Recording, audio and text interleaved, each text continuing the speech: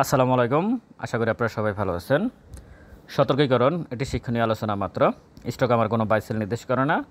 নিজ দায়িত্বে বাইসেল সম্পন্ন করবেন। পুঁজিবাজার ঝুঁকিপূর্ণ, জেনে শুনে বুঝে বিনিয়োগ করুন। বর্তমান পুঁজিবাজার নিয়ে আমি কিছু কথা বলতে চাচ্ছি। আশা করি পুরোটা সময় আমার সাথে থাকবেন। আপনারা যারা হোয়াটসঅ্যাপ ফেড গ্রুপে জয়েন করতে চাচ্ছেন সেপ্টেম্বরের জন্য, তারা জয়েন করতে পারেন। এই জন্য অবশ্যই একটা এন্ট্রি ফি প্রদান করতে হবে। হোয়াটসঅ্যাপ নাম্বার দেওয়া আছে, যোগাযোগ করতে পারেন। আর পোর্টফোলিও যারা ম্যানেজ করতে চান তারাও হোয়াটসঅ্যাপে যোগাযোগ করতে পারেন, শর্ত প্রযোজ্য। বর্তমান পুঁজিবাজার নিয়ে প্রথমে আমি যে বিষয়ে কথা বলবো সেটা হচ্ছে 2020 এবং 21। গতকালকে আমি একটা ভিডিও দিয়েছিলাম, ওটা নিয়ে একটু বলতে হয়। তারপর আমি লো ফেড এবং হাই ফেড এই বিষয়টা নিয়ে একটু ব্যাখ্যা দেব। আর ক্ষুদ্র বিনিয়োগকারীদের করণীয়টা কি, এর বাইরেও দু একটা বিষয় নিয়ে কথা বলার চেষ্টা করব। প্রথমে যদি আমি আসি, আমি গতকালকে এখানে আসলে শুধু স্টক সাজেশন দিব। এখন যেটা হচ্ছে মার্কেটে, বা যারা মার্কেট নিয়ে কথা বলেন, ভিডিও দেন, তারা শুধু যে জাং শেয়ারগুলো আছে আপ ট্রেন্ডে যাচ্ছে, তো ওই ধরনের স্টকগুলো 10, 12, 15টা স্টক নিয়ে অ্যানালাইসিস দিয়ে দেয়। মার্কেট যেহেতু একটু পজিটিভ আছে, তখন ওদের দাম বাড়ে এবং সবাই গিয়ে ওই ভিডিওগুলো দেখেন, অসুবিধা নাই। আমি তার ব্যতিক্রম কিছু চিন্তা ভাবনা করি সবসময়। এটা আমি আশা করি। আমার এখানে সবচেয়ে বড় বিষয় হচ্ছে ক্ষুদ্র বিনিয়োগকারীদের সচেতনতা, অন্য কিছু না। ভিডিও করাই যায়, জাংশন নিয়ে ভিডিও করা যায় এবং ওখানে ভিউ বেশি হয়। তো আমি প্রথমে যদি আসি 2020 থেকে 21 সালে, আমি এটা নিয়ে ভিডিও দিয়েছি অলরেডি। তারপর আমি বলি ওখানে 3700 পয়েন্ট থেকে 7600 পর্যন্ত গিয়েছিল ইন্ডেক্স। 3800 পয়েন্টের মতো প্লাস হয়েছিল এক বছরে, 2020 থেকে 21 সমসাময়িক সময়ে এতটুকু প্লাস হয়েছে। তখন যারা এখন যে স্টকগুলো লো ফিডের যে স্টকগুলো প্রাইজ আপ করতেছে, তখনও লো ফিডের ওই স্টকগুলোয় প্রাইজ আপ করছিল। তখনকার বিনিয়োগকারীরা মানে ট্রেডাররা যে প্রফিট করছেন, 1 কোটি টাকাকে 3 কোটি টাকা বানিয়েছেন, ওই টাকা কি আজকে আছে কি না? নাই। বা ওই টাকা থেকে অন্য কোনো ব্যবসা, গাড়ি বাড়ি অন্য কিছু করছেন না, করতে পারেন না। এই মার্কেটে আবার ওই টাকাটা খেয়ে ফেলছে। আমি এটাই বোঝানোর চেষ্টা করতেছি।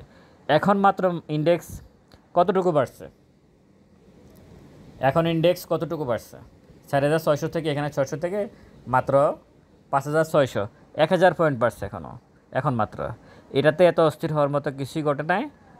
আমি আমার যারা ভিডিও শুনেন তাদেরকে বলবো, এটুকুই বলবো, বিগত দিন থেকে এটা শিক্ষা নিতে হবে। 20 থেকে 21-এ 3800 পয়েন্ট বাড়ার পরেও যে পরিমাণ প্রফিট হয়েছে, সেটা 25 সালে এসে 5 বছরের মধ্যে সেটা তো নাই। কেউ যদি 1 কোটি টাকা নিয়ে এসে তখন 3 কোটি টাকাও বানায়, তৈরি করে, সেটি 2 কোটি টাকা প্রফিটের তো গেছে। মূল যে টাকাটা 1 কোটি টাকা নিয়ে উনি মার্কেটে 20 সালে আসছিলেন, ওটাও অন্তত 60 থেকে 70 লাখ টাকা ওনার নাই হয়ে গেছে আজকের দিন পর্যন্তই। কারো অবশেষ হলে একটু মানে মেমোরি যদি মানে আমি বলবো 99% ক্ষুদ্র বিনিয়োগকারী, বড়রা টাকা নিয়ে গেছে। এই মার্কেটের মূল খেলাটা হচ্ছে বড়রা সবসময় টাকা নিয়ে যায়, কিন্তু ক্ষুদ্র বিনিয়োগকারীরা টিকে থাকার জন্যই আসলে আমার এই চ্যানেল বা যাই বলেন না কেন। এবার আমি আসি লো ফেড এবং হাই ফেড। এখন ইদানিং গত কয়েকদিন ইন্স্যুরেন্স বাড়ছে, টেক্সটাইলে কিছু স্টক বাড়ছে। আর গত 3-4টা বিগত সপ্তাহে, মানে গত সপ্তাহে যে সপ্তাহটা গেল, এখানে বেশিরভাগই লো ফেড কিছু স্টক বাড়ছে, সবগুলো না, কিছু স্টক বাড়ছে। ওই ধরনের স্টকগুলোই বাড়ানো হয়েছে যেগুলোতে ক্ষুদ্র বিনিয়োগকারীরা নাই। আবার যেসব লো ফেডে ক্ষুদ্র বিনিয়োগকারীরা বসে আছে, সেগুলো কিন্তু বাড়ানো হচ্ছে না। আপনারা একটু দেখেন যে বিগত দিনে কোন ধরনের স্টকে ক্ষুদ্র বিনিয়োগকারীরা অনেক বেশি ছিল, ওগুলো কিন্তু বাড়ানো হচ্ছে না। বাড়ানো হচ্ছে যেগুলোতে ক্ষুদ্র বিনিয়োগকারীরা নাই। হ্যাঁ, এক্ষেত্রে যেটা হয় সেটা হচ্ছে আপট্রেন্ড মার্কেটে প্রত্যেকটা শেয়ারেরই দাম বাড়ে, এটা আপনাদেরকে বুঝতে হবে। সেটা সবচেয়ে মানে আমাদের এখানে তো ব্যাংকের শেয়ারগুলো সবচেয়ে বেশি ফেড আপ, শেয়ার সংখ্যা বেশি, তাদেরও দাম বাড়বে। এবং সবচেয়ে কম যে শেয়ারগুলো আছে, কম ফেডের, শেয়ার সংখ্যা কম, তারও দাম বাড়বে। 1996 সালেও ব্যাংকের শেয়ারই সবচেয়ে বেশি দাম বাড়ছিল যখন মার্কেট আপ হয়েছিল। 2010 সালে সবচেয়ে বেশি দাম বাড়ছিল ব্যাংকের শেয়ারের, যখন মার্কেট আপ হয়েছিল। সুতরাং অস্থির হওয়ার মতো কিছু নেই। হাইফিডের যে শেয়ারগুলো, সেগুলোও দাম বাড়বে। আর মার্কেট, আমি আপনাদেরকে তথ্যগুলো যদি এভাবে বলি, মার্কেট আপ ট্রেন্ড কন্টিনিউ করছে, এটা ভুল ধারণা। মার্কেট আপ ট্রেন্ড কন্টিনিউ করতে যাচ্ছে, সেটা দেখা যাক কী হয়। কারণ যখনই বিগ পেডে শেয়ারগুলোর প্রাইস আপ করবে মার্কেট, তখনই বুঝবেন যে হ্যাঁ, মার্কেট সত্যিকার অর্থেই উপরের দিকে যাওয়ার একটা সম্ভাবনা তৈরি হচ্ছে। এখন যেগুলো হচ্ছে এগুলো নাটক হচ্ছে। আর যারা ইউটিউবে এবং ফেসবুকে অনেক বেশি কারণ এখন যেহেতু অনলাইনের যুগ, আমি ভিডিও করতেছি, আমার মতো এরকম আরও 50-60 জনে ভিডিও করতেছে, অসুবিধা নেই, আপনারা দেখেন, সেটা তো সমস্যা নাই। সমস্যাটা হচ্ছে এখানে মানে দুর্বল যে শেয়ারগুলোর এখন প্রাইস আপ হচ্ছে, দেখবেন যে 10-15টা 20টা নিয়ে ভিউর জন্য এরকম ভিডিও করতেছে। আমিও মাঝে মাঝে দিই, কারণ ওগুলোতে ইউটিউব এবং ফেসবুকে ভিউ বেশি হয়, ইনকাম বেশি আসে, এই জন্য ওনারা দিচ্ছে। সত্য কথা হচ্ছে এটা, মূল বেসিক বিষয়টা হচ্ছে এটা। কিন্তু কেউ যদি সবসময় ভিডিওগুলো দেয় তাহলে সেটা হবে দুঃখজনক, কারণ ওনাদেরকে একটা সময় খুঁজে পাওয়া যায় নাই এবং আগামী দিনও যাবে না, যখন মার্কেট এইভাবে কারেকশন হবে। এখন যে শেয়ারগুলো নিয়ে খুব বেশি আলোচনা হচ্ছে, কিনেন ভাড়ে এবং বাড়তেছেও, শুধু এইটুকুতে যে পড়ছে, এই 5200 থেকে 4600, এটুকুর মধ্যে 40% লস হয়ে গেছে পোর্টফোলিও। যে শেয়ারগুলো এখন বাড়তেছে তাদেরই পোর্টফোলিও 40% লস হয়ে গেছে। অবশ্যই ক্যালকুলেশন করা আছে। টোটাল পোর্টফোলিও একটা দুইটা শেয়ার না, আপনি টোটাল পোর্টফোলিও যদি হিসাব করেন, এরপর এখান থেকে যদি আপনি এখানে আসেন তাহলে হয়তো আপনার 15% মাত্র রিকভার হয়েছে। 40% থেকে এগুলোর গল্প বাদে দিলাম, এখান থেকে এগুলো তো ধ্বংস করে দিছে, সেটা ভিন্ন বিষয়। শুধু এইটুকু থেকে এইটুকু পর্যন্ত 40% আপনার লস হয়ে গেছে।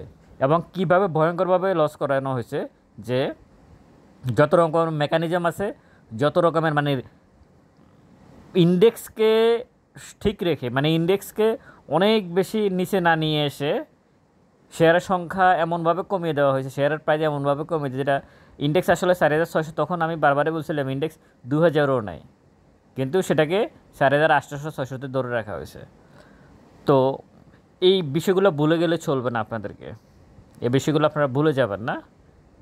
এখন বাড়তেছে, ঠিক আছে, বাড়ুক, ইনকাম করতেছে, সবই ঠিক আছে, সবাই করতেছে, সবই ঠিক আছে, কিন্তু ট্রেডিং স্টকে সাধারণত মানে আপনি প্রফিট হলেই, সেটা 3% হোক, সেটা 5% হোক, যাই হোক, ট্রেডিং স্টকে কখনো বসে থাকার স্কোপ নাই। এটা কেনা মানে একটা টেনশন মাথায় নেওয়া। সুতরাং ট্রেডিং স্টকগুলোতে প্রফিট পাইলেই প্রফিট টেক।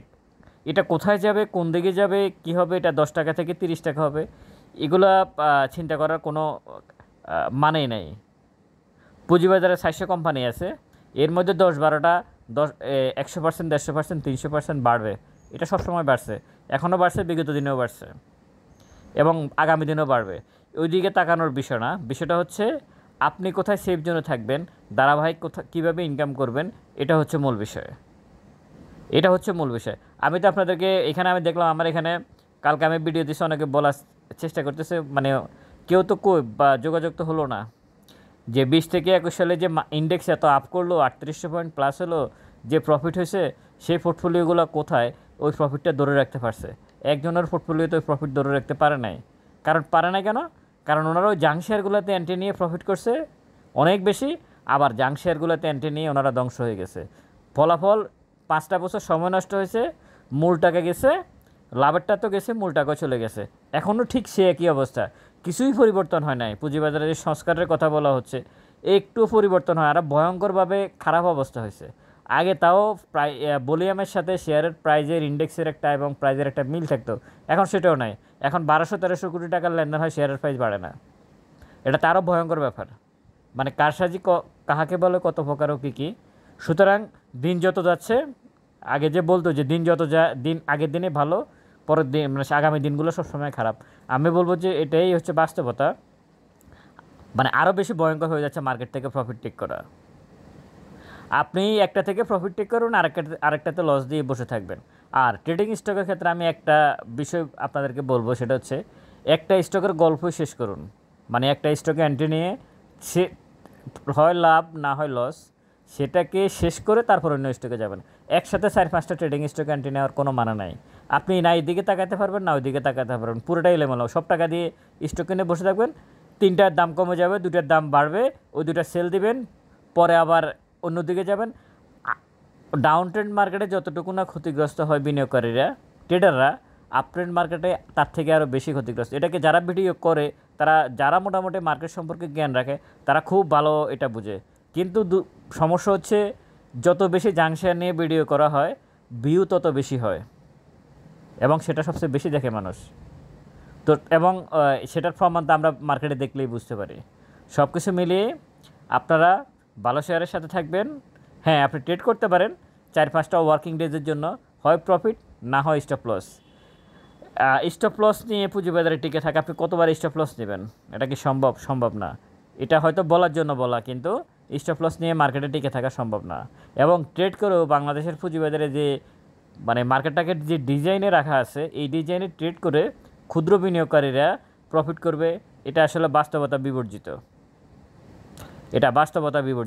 তো সুতরাং আপনারা মানে অতীতকে ভুলে যাবেন না, সমসাময়িক অতীতকে ভুলে যাবেন না, যে মাত্র আপনারা ট্রেড করতে গিয়ে এখান থেকে এই জায়গায় যতটুকু ক্ষতিগ্রস্ত হয়েছেন এতটুকু আপনার রিকভার কবে হবে সেটা আপনি চিন্তা করেন। অথচ ইন্ডেক্স কিন্তু অনেক বেড়ে গেছে, কিন্তু রিকভার কি হয়েছে? হয় না। হয় আপনি স্টপ লস মেনে নিয়ে বের হয়ে আসছেন, আবার এন্ট্রি নিচ্ছেন।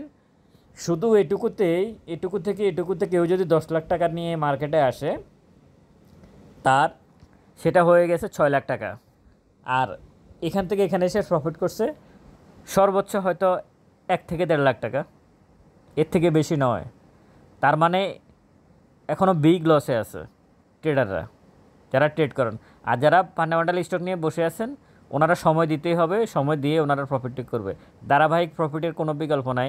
এটা শুধু পুঁজিবাজারের ক্ষেত্রে প্রযোজ্য নয়, পৃথিবীর যে কোনো ব্যবসা, বাংলাদেশের যে কোনো ব্যবসা, আপনি চাউলের, ডাউলের, তেলের, স্বর্ণের, সুঁয়ের যে ব্যবসাই করেন না কেন, যদি আপনার ইনকামের ধারাবাহিকতা থাকে তাহলে এক সময় আপনি একটা সময় গিয়ে অবশ্যই সাকসেস হবেন। আমিও সেটাই মনে করি। আমার এই মার্কেটে বাংলাদেশের পুঁজিবাজারে টিকে থাকতে হলে ধারাবাহিক 20 থেকে 30-এর মধ্যে পার্সেন্টের মধ্যে সীমাবদ্ধ রেখে বছরে আপনি ধারাবাহিকভাবে ইনকাম করে যান এবং প্রফিটের মধ্যে থাকেন। আশা করি আপনারা এই তথ্যগুলা বর্তমান পুঁজিবাজার নিয়ে এই তথ্যগুলো আপনারা অ্যানালাইসিস করবেন, আপনাদের মাথায় রাখবেন। শুধু মনে চাইলে আপট্রেন্ড মার্কেটে আসলে যে কোনো স্টকে এন্ট্রি নিলে বেশিরভাগ ক্ষেত্রে প্রফিট হয়, কিন্তু এটাকে ধরে রাখাটা অনেক কঠিনও হয়ে যায়। ভালো থাকবেন সবাই। আমি চাই যে আপনারা ধারাবাহিকভাবে ইনকাম করুন এবং বছরের পর বছর আপনি আপনার প্রফিটকে ধরে রাখুন। হোয়াটসঅ্যাপ ফেড গ্রুপে যারা জয়েন করতে চাচ্ছেন তারা জয়েন করতে পারেন এন্ট্রি ফি দিয়ে সেপ্টেম্বর মাসের জন্য। অবশ্যই এখানে ফান্ডামেন্টাল স্টকেরই সাজেশন দেওয়া হয়, ট্রেডিং পারপাসে কোনো স্টক দেওয়া হয় না। কমপক্ষে অন্তত 2 থেকে 3 মাস অন্তত আপনাকে একটা স্টক নিয়ে বসে থাকার মন মানসিকতা থাকতে হবে। যারাই মন মানসিকতার আছেন, ধৈর্য আছে, তারাই শুধু গ্রুপে অ্যাড হতে পারেন। ভালো থাকবেন। আসসালামু আলাইকুম।